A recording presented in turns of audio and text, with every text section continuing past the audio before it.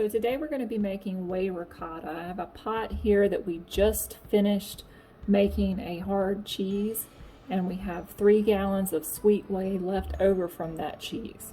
I'm not going to worry about washing the pot. It's still got some little bits from the cheese that we just made, but it'll be fine for the ricotta. We're going to put our 3 gallons of sweet whey back into the pot. Now the difference between sweet whey and acidic whey is the type of cheese that you've made from it. We'll talk more about that in another video, but for now, as long as you're not making a cheese that you've added some type of acid like lemon juice or citric acid to, then your whey is considered sweet and is good for ricotta.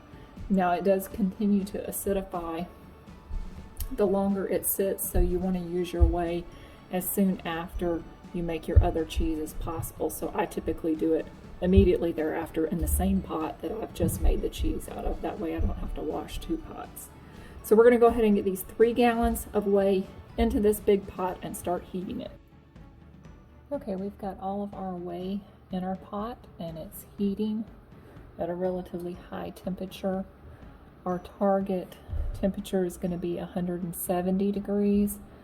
At the point that we get to 170 degrees, we're going to add our salt and our citric acid, and then we'll continue to heat to 190 degrees.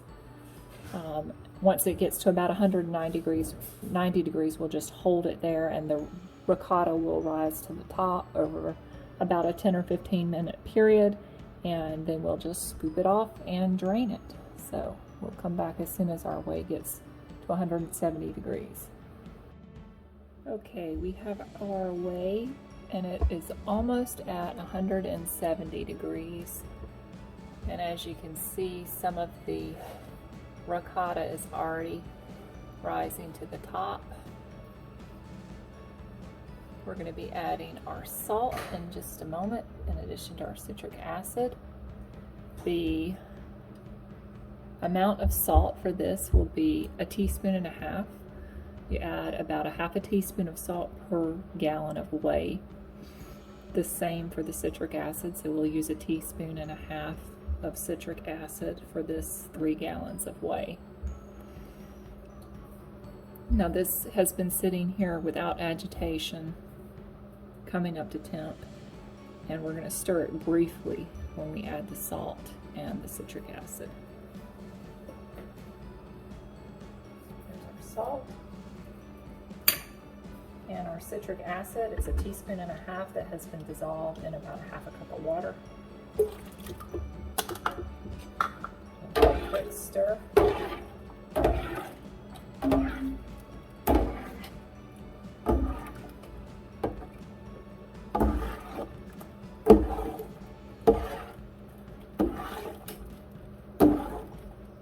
And that's it on the stirring. We'll let that come up to 185 to 190 degrees and hold it right about there, and all of the ricotta will rise to the top, and we'll scoop it off.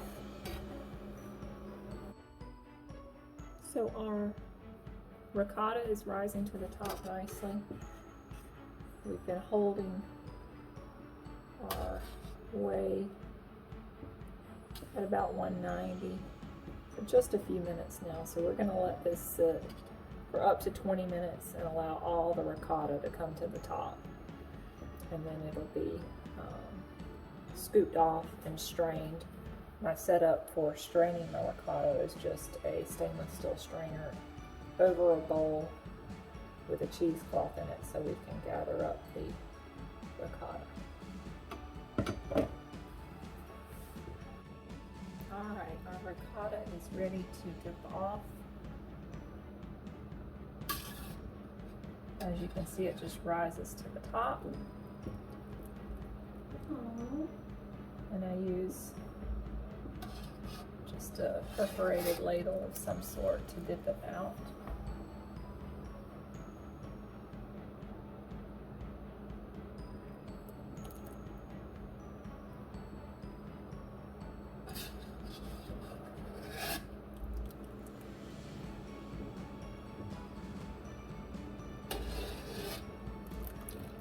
You'll just keep dipping until you have all of your ricotta.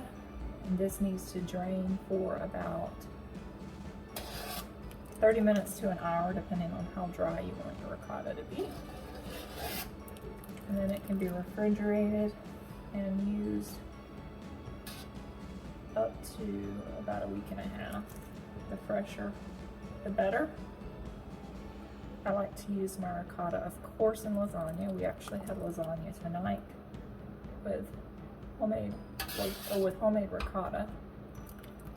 And the other thing that I've found that's a great use for my ricotta is an Italian ricotta cream cake. And I'll do a video later this week on how I make that. So here is our final ricotta. It's about 1.5 cups, and that'll be the perfect amount for making a pan of lasagna or the ricotta Italian cream cake.